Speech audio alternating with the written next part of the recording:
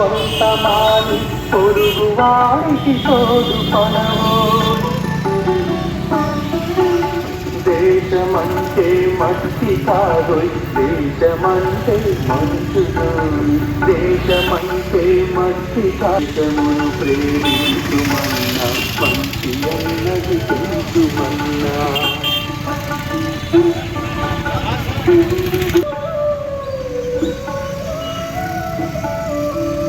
దేశమయ్యని దొడ్డ కలిసి మూలం ఘనం పంటలు పండవలెను నరుల చెమటను కలిసి మూలం ఘనం పంటలు పండవలెను దేశమును ప్రేమించుమన్నా మంచి తెలుసుమన్నా కట్టి పెట్టు తన కష్టము దేశమును ప్రేమించుమన్నా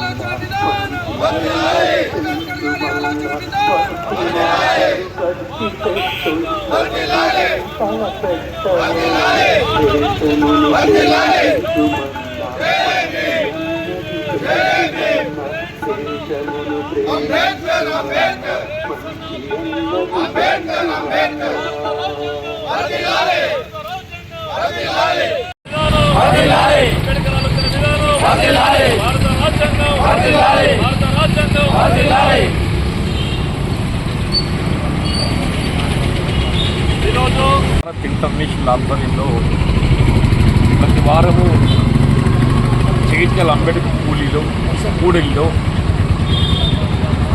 నవభారత రాజ్యాంగ నిర్మాత బాబాసాహెబ్ బిఆర్ అంబేద్కర్ గారికి జోహారులు అర్పించే విధంగా వారిని స్మరించుకునే విధంగా ఈరోజు భారతదేశ సమగ్రతకు సమైక్యతకు ప్రజాస్వామ్య మూలాలకు ప్రధానమైనటువంటి ఒక భారత రాజ్యాంగాన్ని మనకు అందించినటువంటి ఒక మహాత్ముడు బాబాసాహెబ్ బిఆర్ అంబేద్కర్ గారు చెప్పని చెప్పక తప్పదు.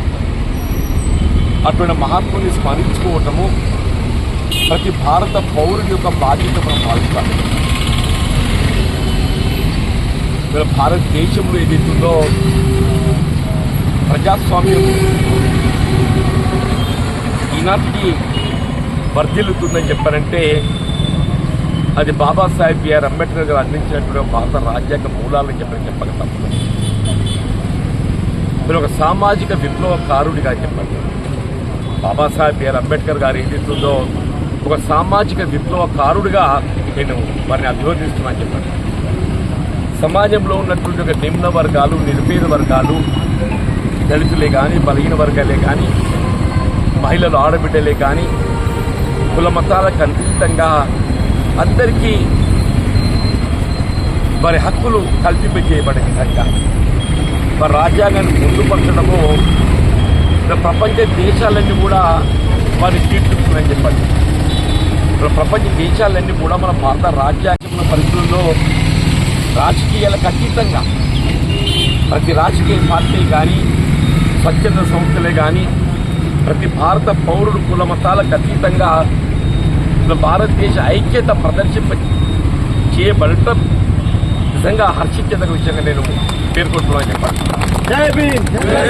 ఇలా పాకిస్తాన్ ఉగ్ర మూకలు ఇవాళ భారతదేశం ఏదైతుందో శాంతిని కాంక్షించే దేశంగా, భారతదేశము శాంతిని కాంక్షించే దేశంగా మనం చేయదలుచుకున్నటువంటి ఒక ఏ కార్యక్రమమైనా కానీ శాంతియుతంగా రాజ్యాంగబద్ధంగా చేయబడాలనేటువంటి ఒక సంకల్పంతో ముందుకు పోతుంది భారతదేశం. కానీ పాకిస్తాన్ ఆ విధంగా కాదు. వాళ్ళకి ఏ రాజ్యాంగం పట్ల విశ్వాసం లేదు. వాళ్ళకి కేవలం ఉగ్రముఖులతోనే, ఉగ్రవాద దాడులతోనే ఏదో చేయగలుగుతామని చెప్పని భావిస్తే అది వాళ్ళ మూర్ఖత్వం అవుతుందని చెప్పని నేను పేర్కొంటున్నాను చెప్పాను. నేను రోజు వాస్తవంగా భారతదేశం ఈ ఉగ్రవాద మూకలను అణిచివేయటంలో,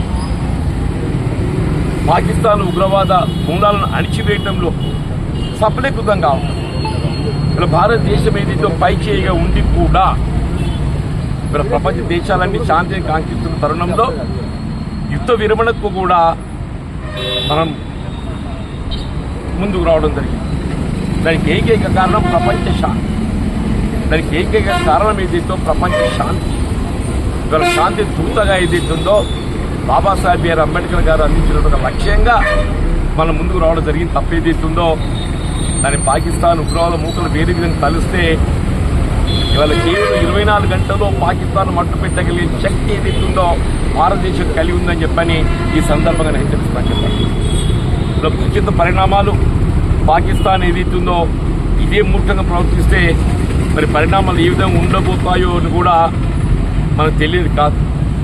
ఆనాడు 1971లో ఇదే విధంగా పాకిస్తాన్ ఉగ్రవాదం మరి బంగ్లాదేశ్ అంతర యుద్ధం అంత జరిగినప్పుడు ఏదైతుందో దాని అవకాశంగా తీసుకొని ఇక్కడ బంగ్లాదేశ్ స్వతంత్ర రాజ్యాంగం ఏర్పాటు చేయబడడంతో పాటుగా పాకిస్తాన్ మెడల్ వంచడం జరిగింది. మళ్ళీ ఈరోజు అదే సమయం ఆసన్నమైంది, మళ్ళీ అదే పరిస్థితి మనం చూడబోతున్నామని చెప్పండి. మన సమాజ స్థాపకుడు అంబేద్కర్ గారు అని చెప్పండి. అంబేద్కర్ గారు సమాజంలోని కేవలం ఒక దళిత వర్గానికే కాకుండా యావత్ ప్రజానీకానికి యావత్ భారత పౌరులకు ఆదర్శనీయుడు. వారి ఆలోచన విధానానికి అనుగుణంగానే ఇక్కడ తెలంగాణ రాష్ట్రం ఏర్పాటు కావడం చెప్పండి. మన దూరదృష్టిలో ఏదైతుందో రాష్ట్రాల విభజనే కానీ సరిహద్దుల మార్పిడే కానీ రాష్ట్రాలకు సంబంధం లేకుండా కేంద్ర ప్రభుత్వ పరిచయం దాన్ని చేర్చడంతో ఏదైతుందో మన తెలంగాణ రాష్ట్ర ఏర్పాటు కల సాకారం కావడం జరిగింది. ఇక్కడ తెలంగాణ రాష్ట్రం కల ఏర్పాటు సాకారం కావడం జరిగింది అని చెప్పారంటే అది బాబాసాహెబ్ బిఆర్ అంబేద్కర్ గారి యొక్క ముందు చూపు దూరదృష్టి చెప్పని చెప్పాలి తప్పదు.